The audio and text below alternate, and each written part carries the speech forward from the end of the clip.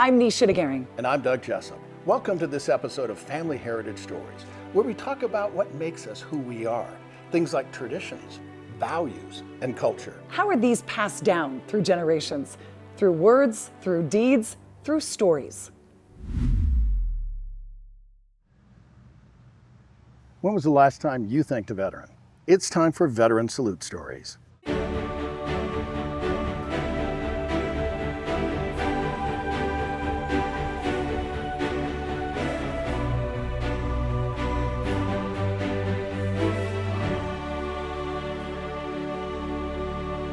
My grandfather, my father's father, Bill Moldover, he was a World War I veteran. He was born in 1898. He was a guy who was fascinated by inventions and mechanical things, and he ended up in the first bombing battalion of the United States Army, and he was over in France. They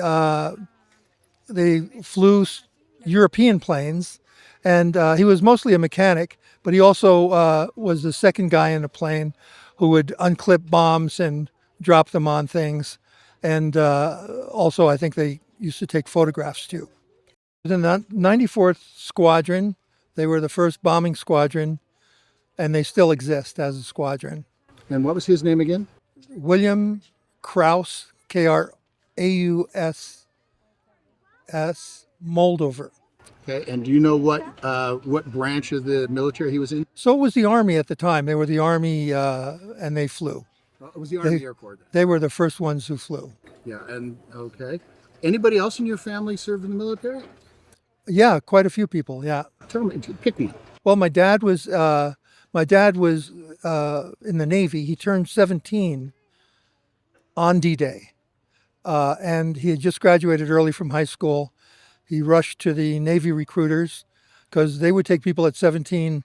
The Army wanted them to be 18. And we're Jewish. My dad wanted to kill Germans. So he showed up and said, okay, I'm here. I'm ready to kill Germans. Give me a rifle. And they said, well, you did really well on the test. We're going to make you a nurse. So he never went overseas. He became a nurse. And of course, back then, after D-Day, there were lots and lots of wounded returning, and that's what he worked on. And he eventually became a dentist. Veteran Salute Stories is made possible by a generous grant from the Fedora Foundation and viewers like you.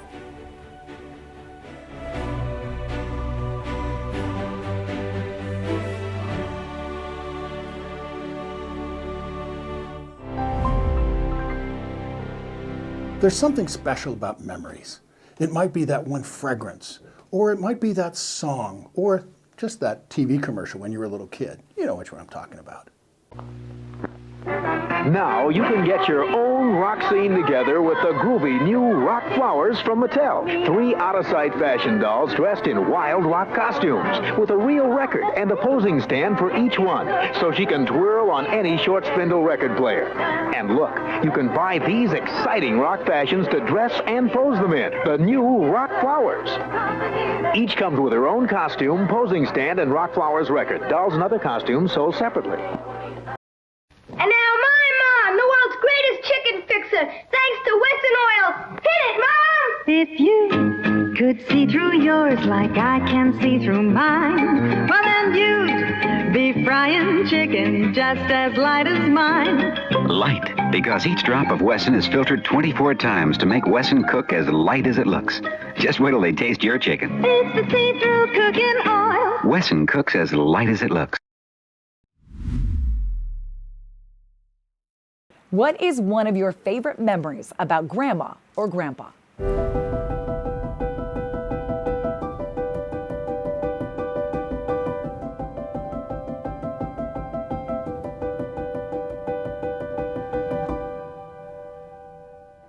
My paternal grandfather worked for the post office.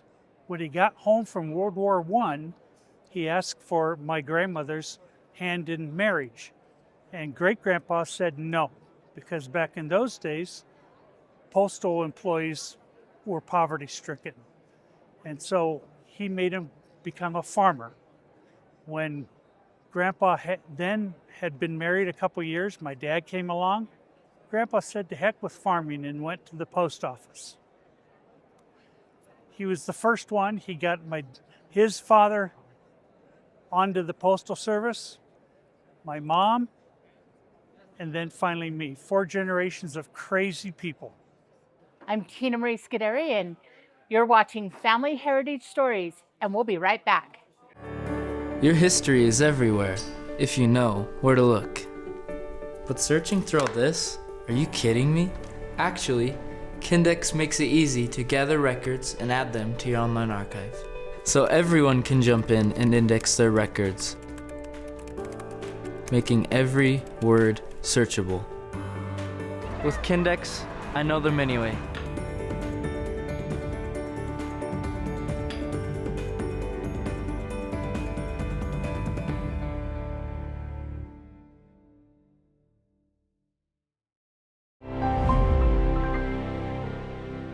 And now, Dad Jokes with Mike Agrilius. No matter how hard you push the envelope, it will always be stationary.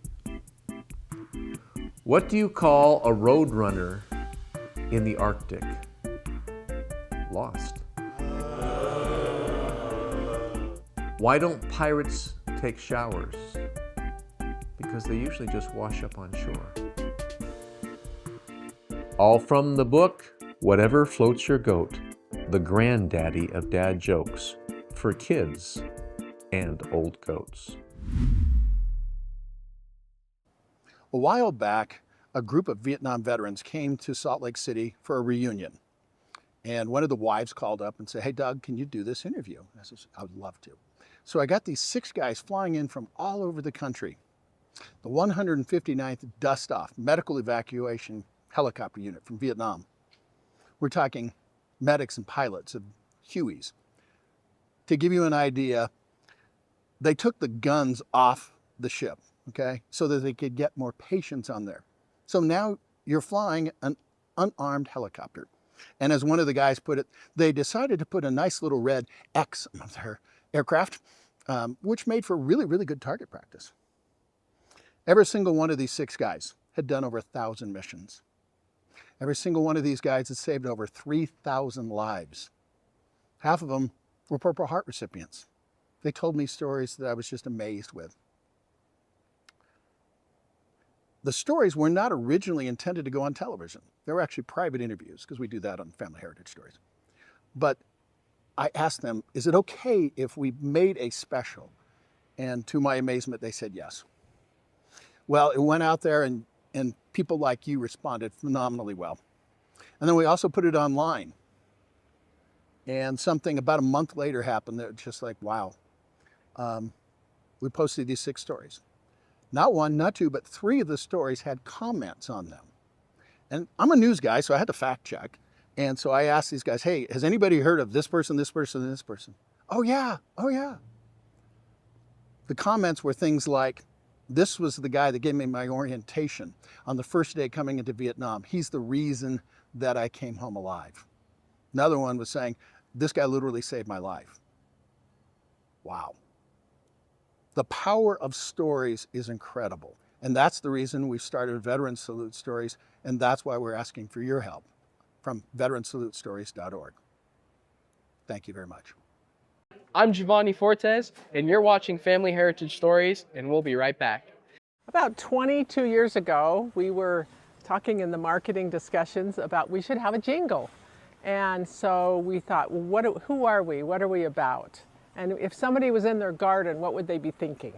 And so the marketing director, she wrote it, and then we worked on it for a couple more months, and we got it just right.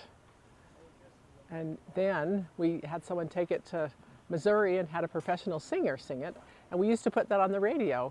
But you know what? I decided that I learned the song and I'm going to sing it. So here we go. Great gardens begin right here. Beautiful flowers year after year. So much to choose from, so much to see.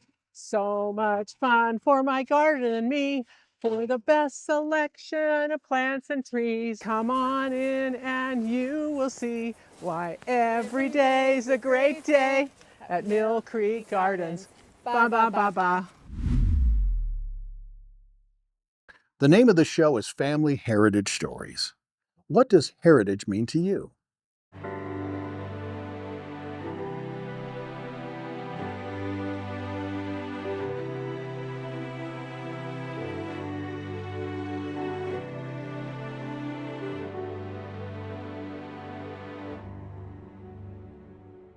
With me today, Dr. Micah Christensen with Anthony's Fine Art. This would be familiar to most people who lived in Asia because it's on the national flags of Cambodia and Burma. It's an object that's known as a vajra, and it means thunder and diamond. It's the weapon of the gods, or the weapon of a Buddhist priest. It's the idea that a vajra is indestructible as a tool, but there are all kinds of things in our lives that need to be destroyed. False images of ourselves, false ideas in the world, and the vajra is the tool as thunder or a diamond that will symbolically break through, like the teachings, the Dharma, through those falsities and show us the truth. This is about the most elaborate vajra I have ever seen, and you see them in museums occasionally. This came from the Kathmandu Valley in Nepal. It was brought to us by the daughter of a man who was an anthropologist that lived there in the 1890s. You have here the petals of a lotus leaf, which is a very important symbol in Buddhism. In Buddhism, the lotus plant comes from what is dirty water, which is silt and mud, and it grows out of that mud and comes up on the surface of water, clean, pure, and beautiful. That is symbolic of the soul's journey through the Dharma, through the teachings, the Eightfold Path. And this is the center that it's growing out of. And these come together, growing out of the lotus at the top. And you would hold it in the center as a symbol of all of those things. Truth at the center of the lotus that's grown. And they form together this very powerful representation of that teaching.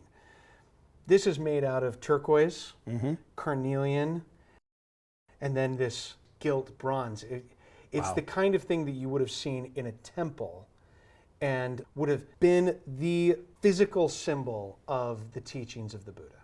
You have a Torah that is more than a Torah to me. It's more than a scroll of writings. It has a story behind it. Can you share that? It's 400 years old.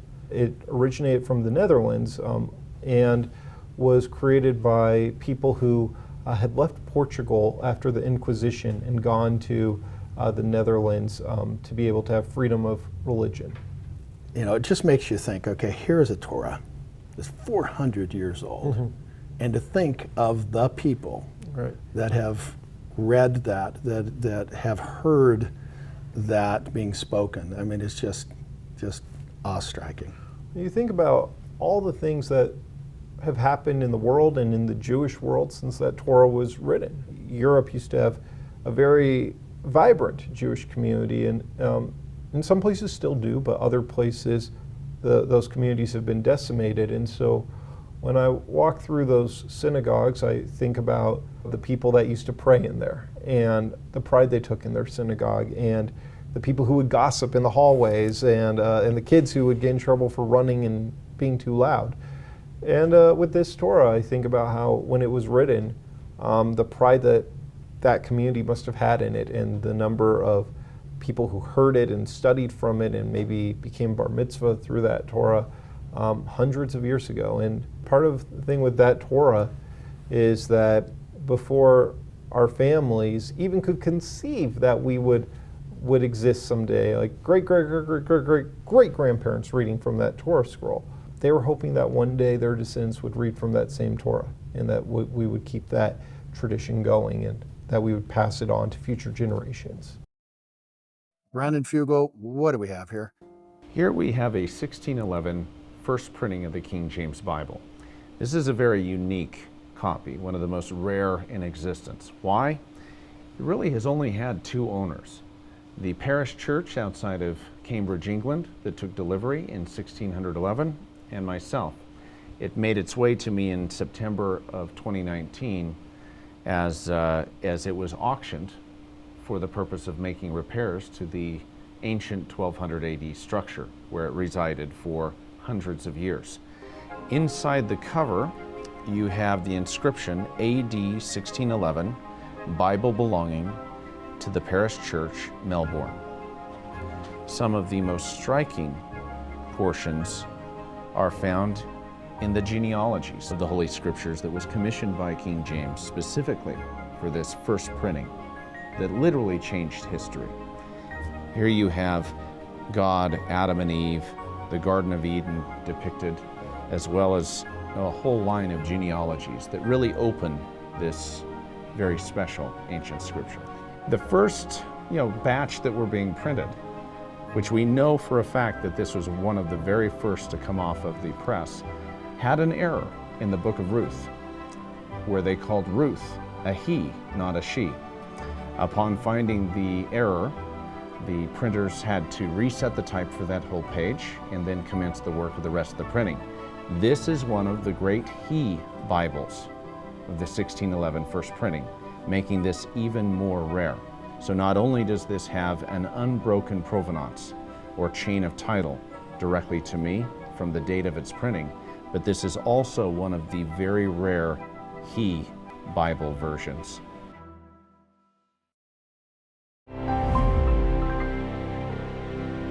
There is a lot you can learn about traditions, values, and culture when you travel.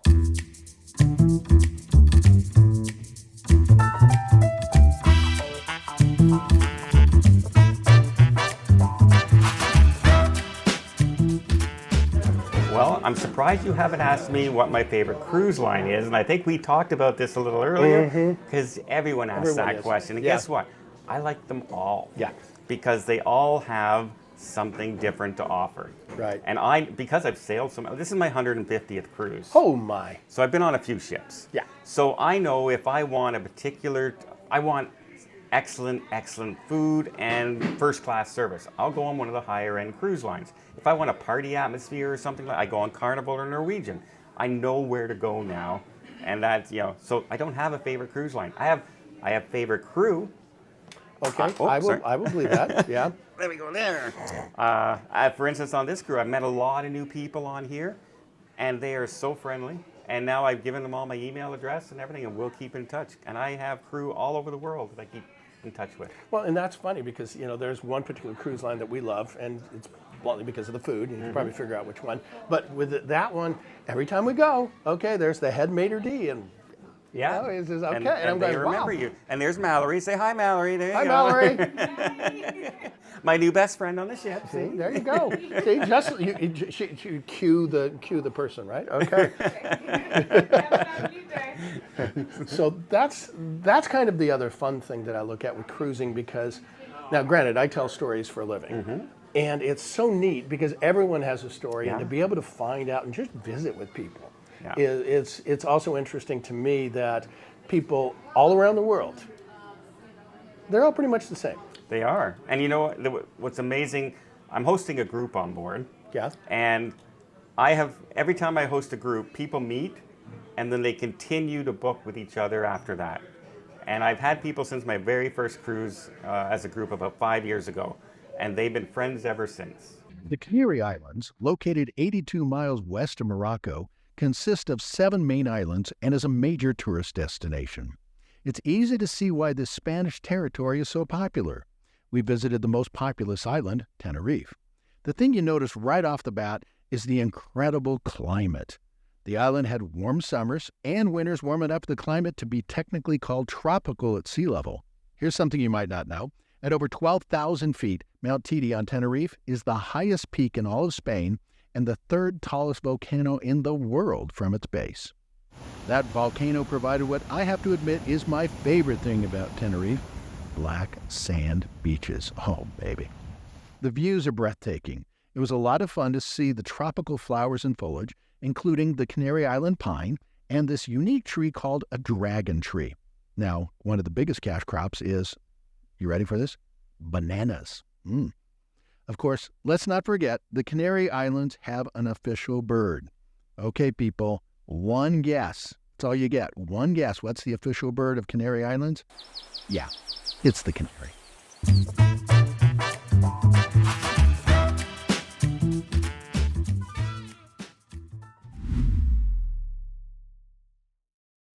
Objects with stories are treasures remembered.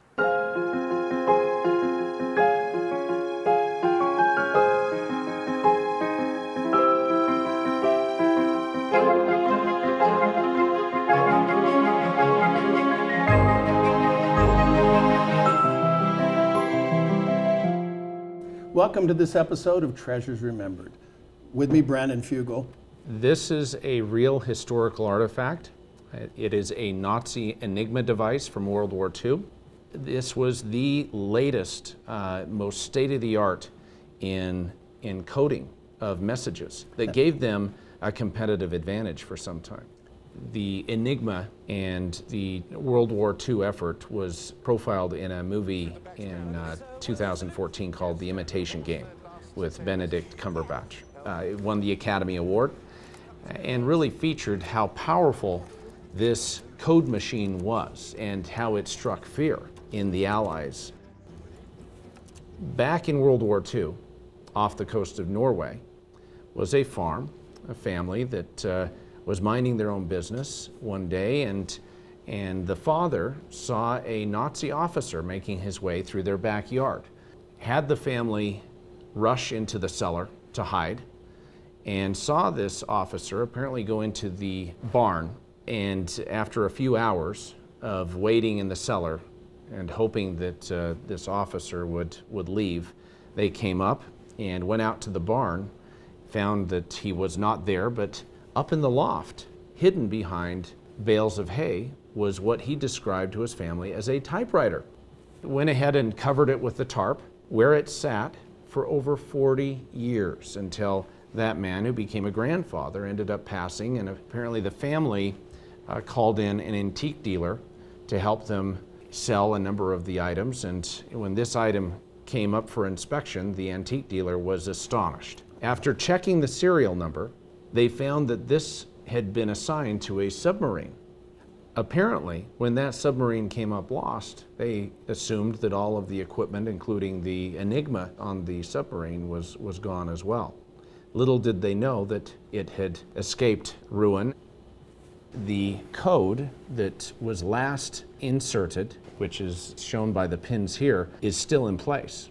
So it is conceivable that an expert could actually pull up the original code that was being sent when this device was last used on that Nazi submarine, and is a reminder of really the sacrifice of so many to break the codes that were enabled by this cipher generating machine. Objects with stories are treasures remembered.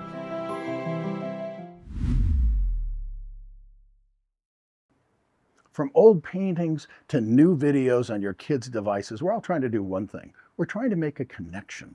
It's the power of stories. How powerful are stories? We asked Maura. It's priceless.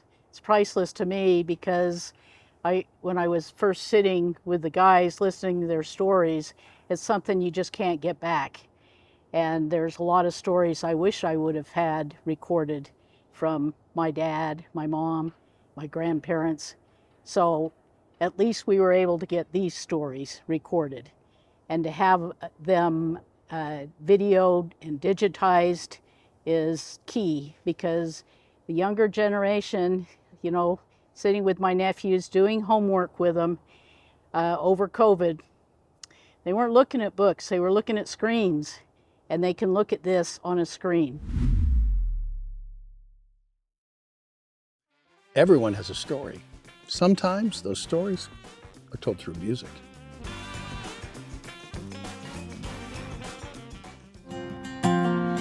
Hit it off the bat. A lot of folks can't say that. I knew I felt something there. I hadn't in the past. We moved it fast as you. Hadn't need to get to a serious place, make no mistake.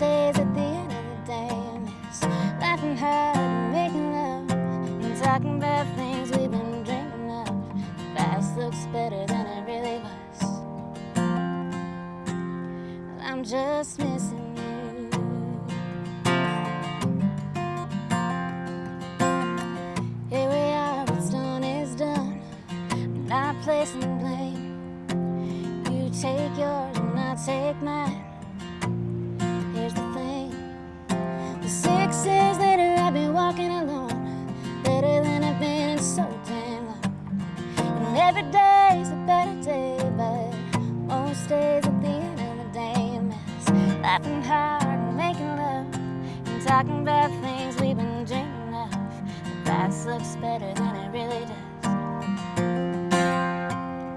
I'm just missing you.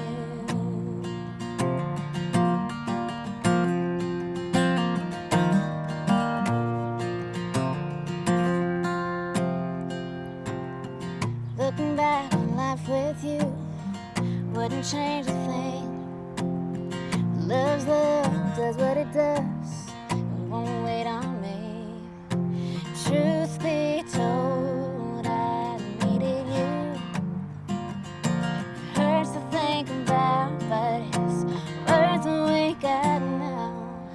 Well, 6 years later, I'm walking alone, better than I've been so damn long. And as the days go by, I hold in my heart the 6 years that taught me the art of laughing hard, making love, and talking about dreams and being proud of the stuff that makes you who you are. Man, and I'm so proud of who we are. I'll keep on loving you.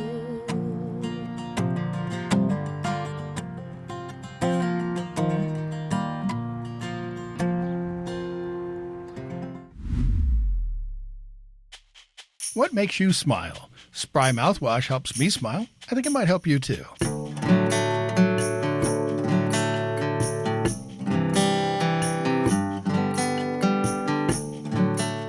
It's our honor to be able to help people remember where they came from. If stories are not passed down from generation to generation, they become lost. And it's as if these people never lived. How do you want to be remembered? With another episode of Family Heritage Stories, I'm Doug Jessup. And I'm Nisha DeGaring.